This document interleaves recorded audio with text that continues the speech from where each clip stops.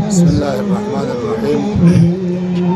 آج 9 محرم الحرام 1447 ہجری شکر آباد بغرد تھنگ میں علم برآمد ہوا ہے، جس میں انشاءاللہ یہ علم جو ہے پولیس لائن مسجد سے انشاءاللہ امام برگاہ تک ختم پذیر ہوگا۔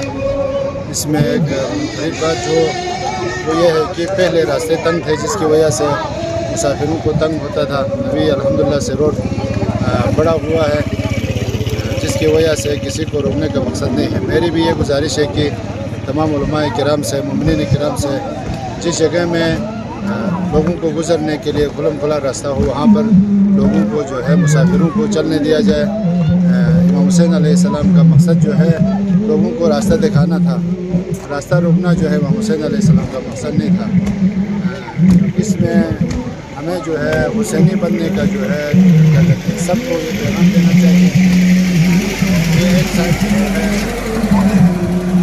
گزر رہا ہے، دوسری سائڈ سے جو ہے گاڑیاں جو ہے وہ چل رہی ہیں، ٹریفک جو ہے جاری ہے انشاءاللہ، کوئی رکاوٹ نہیں ہے انشاءاللہ۔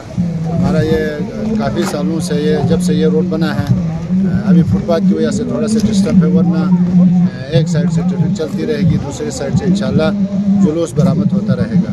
یہ میری گزارش ہے تمام گلگت بلتستان کے مومنین، خصوصاً پورے پاکستان میں تمام مومنین سے گزارش ہے کہ ٹریفک بھی رواں ہو اور اپنا احتجاج بھی ریکارڈ کرائیں، اور انشاءاللہ حسینی مشن کو آگے بڑھاتے رہیں۔